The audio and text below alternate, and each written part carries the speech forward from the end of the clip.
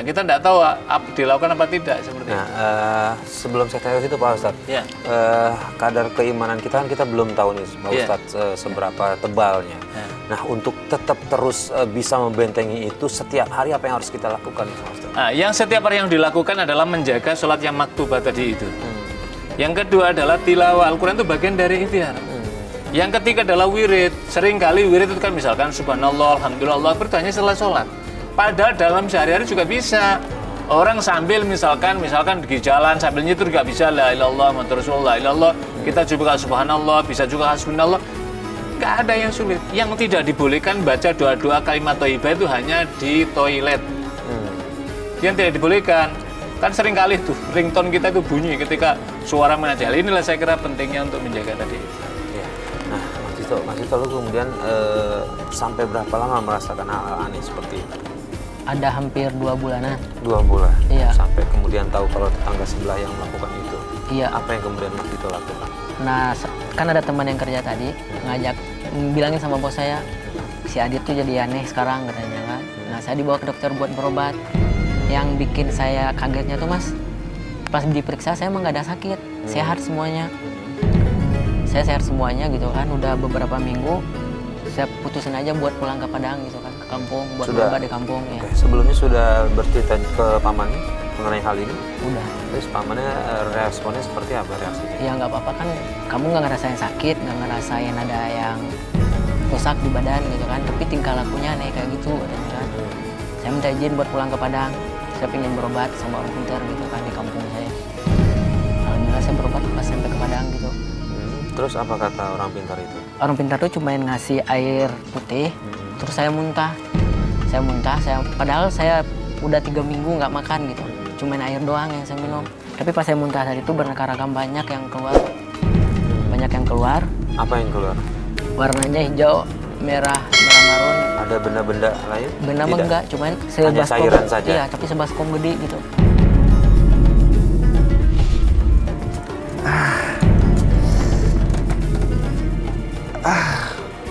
Pak Joko. Silakan duduk. Ada perlu apa? Saya minta tolong. Kayaknya ada sesuatu di badan saya. Saya sudah tahu. Mau dikeluarkan yang ada di tubuhmu?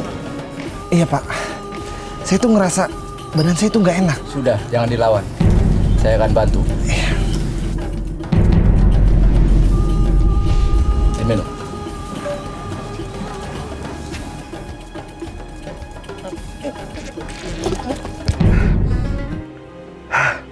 Gimana rasanya? Sudah enak kan?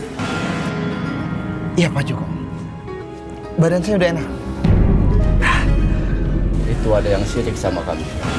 Tapi sudah saya keluarkan. Oh ya? Iya. Makasih banyak ya Pak Joko. Berkat Pak Joko saya jadi sehat lagi. Makasih banyak Pak Joko. Hati-hati. Pak Ustadz, ini ternyata bukan hanya tidak bikin laku penjualan, tapi juga udah mulai menyakiti diri orang nih Pak Ustadz. Jadi modelnya macam-macam Mas Halid. Jadi ada yang tadi ditutup kelabui tadi itu usahanya sehingga nggak nampak orang, atau lah dibuat aneka macam situ sehingga kayaknya baru datang ternyata udah basi semua. Ada yang dihantam melalui orangnya tadi itu aneka macam. Itulah jin atau setan masuk dalam kekuatan tadi itu. Nah tadi datang kepada orang baik, maka kemudian saya sering menyebut orang baik saja. Kemudian akhirnya apa? Orang berikan doa. Air tadi jangan difahami, wah air ternyata juga bukan. Jadi mungkin air tadi kemudian dia membaca doa-doa. Quran di sampingnya. Jadi kan begini, kalau kita lihat ada buku menarik misalkan di Masaru Emoto, itu salah seorang meneliti The Power of Water, itu terkenal sekali. Jadi ternyata air itu memberikan 3 respon. Kalau kita sedang amarah, kemudian kita minum, maka air itu apa? Negatif respon. Dia negatif responnya. Tapi ketika kita sedang ogah-ogahan saja, nggak ada respon sedikit pun, pokoknya biasa-biasa saja, maka air pun akan biasa-biasa saja, not respon dia. Tapi ketika kita membaca doa, kita memperlakukan dengan dia baik, bahkan ada rasa syukur, maka ternyata air itu memberikan positif respon pada kita. Itu baru penelitian ilmiah yang membuktikan seperti itu.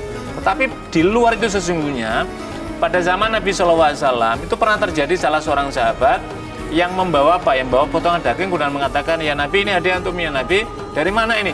tadi ya Nabi, ketika aku datang ke suatu perkampungan, tadi saya melihat sakit dan kemudian saya bacakan beberapa ayat dan Allah memberikan kesembuhan. Maka itulah yang kemudian dalam dunia medis modern, misalkan dalam At-Tibbun Nabawi menjelaskan inilah yang dimaksud dengan ruqyah. Mantra, dalam mantra jangan difahami dengan baca aneka macam, tapi ayat-ayat Al-Quran kemudian dibacakan, maka kekuatan buruk dan aneka macam akan keluar. Kita kan tahu bahwa setan itu ketika dibacakan ada suara adzan, suara kalimat thayyibah, dia lari terbirit-birit. Lah kalau dalam manusia seperti itu. Lah saudara Dito tadi itu, Mas Dito ini ketika sama orang baik tadi, orang pintar tadi, kemudian dikasih air tadi, kemudian doa-doa, kemudian ternyata apa? Yang di dalam kekuatan jin atau setan keluar dia. Wujudnya dalam bentuk tadi itu, muntahan tadi. Ya, nah Pak Ustadz, bagaimana cara kita bisa membedakan orang baik ini yang benar-benar baik atau orang baik yang bisa juga justru malah menjerumuskan kita nih?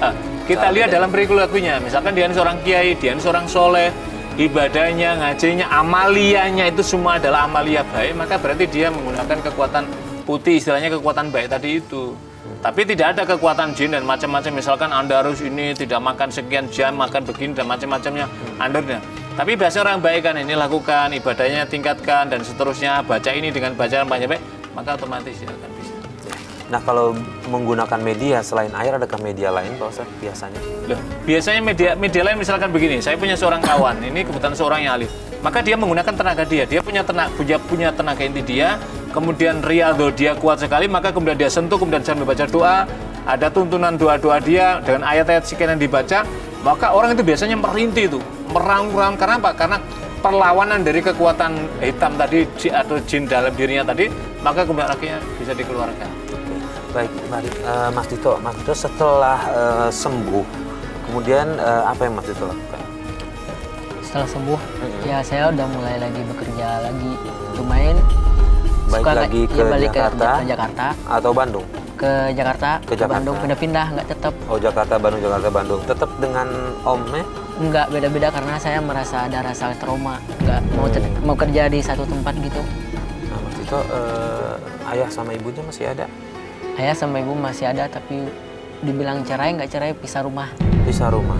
Nah, biasanya kan ketika kita ada masalah paling dekat adalah kita coba bercerita sama ayah sama ibu. Sudah pernah bercerita mengenai semua pengalaman yang pernah dialami Mas Dito? Kalau sama ibu mah udah cerita. Terus ibu reaksinya seperti apa? Ya dia palingan nangis, Bang. Ya nangis gitu kan. Dia cuma ngomong gini, dulu udah dilarang kenapa masih nekat gitu. Ya, nah dari situ tadi katanya sudah pisahnya tuh pisah ranjang atau bagaimana? Ada masalah keluarga dulu sama masalah adik. Masalah adik saya sempat ada kabur dari rumah gitu kan. Terus si mama sama si bapak cekcok, si mama ngusir si bapak. Oh. Jadi mereka sekarang sudah tidak satu atap? Gitu? Nggak satu atap, tapi nggak ada kata cerai gitu, cuman misah rumah aja. Nah dari situ juga mempengaruhi pola pikir Mas Dito nggak? Sangat-sangat mempengaruhi. Karena kan banyak tekanan dari saudara si bapak yang bilang percuma aja kalau kamu mah anak yang paling gede tapi orang tua kamu berantakan kayak gitu, katanya keluarga. Pak Ustadz, apa yang sebaiknya dilakukan anggota keluarga? Entah itu pamannya, tantenya, atau siapapun ketika mengetahui anggota keluarga lainnya mengalami masalah.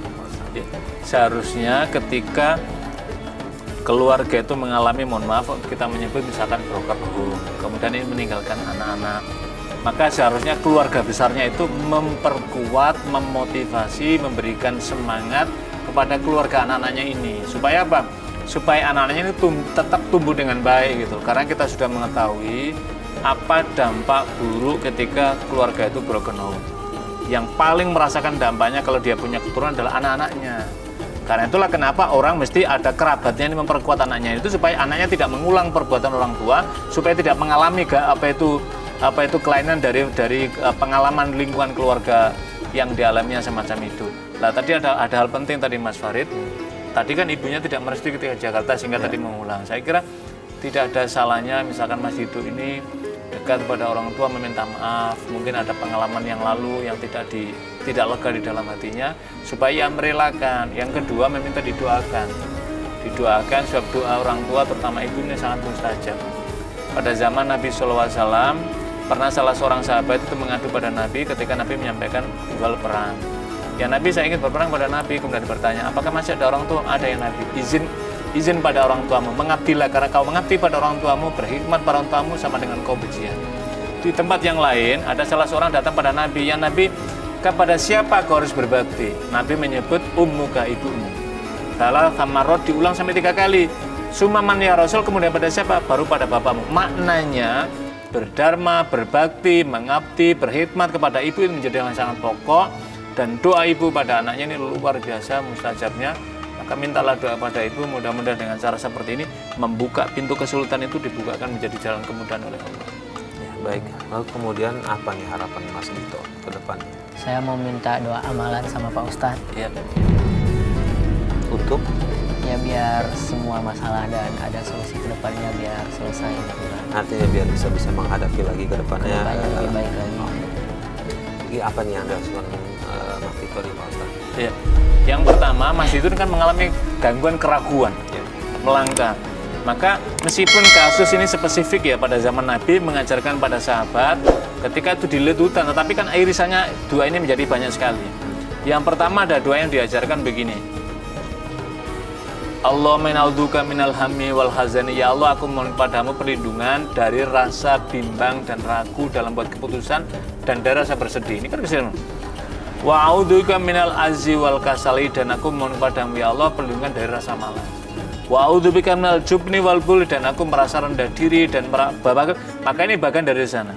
Wa a'udzubika min qahri rijal wa ridain, dan aku mohon perlindungan pada Allah dari tekanan seseorang dan juga dari lilitan hutang. Itu tadi kan ada dua. Tekanan orang itu dari aneka macam gangguan tadi itu.